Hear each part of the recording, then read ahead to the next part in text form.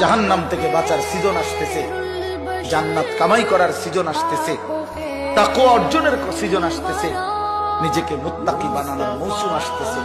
আল্লাহ বলছে, ইয়া আইয়ুহাল্লাযীনা আমানু, হে ঈমানদারগণ, তোমাদেরকে আলাদা বলছি আমার মুমিন বান্দা, কুতিবা আলাইকুমুস সিয়াম কামা কুতিবা আলাল্লাযীনা মিন ক্বাবলিকুম, তোমাদের উপরে রোজা ফরজ করা হলো, তোমাদের পূর্ববর্তীদের উপরে রোজা ফরজ করা হয়েছিল।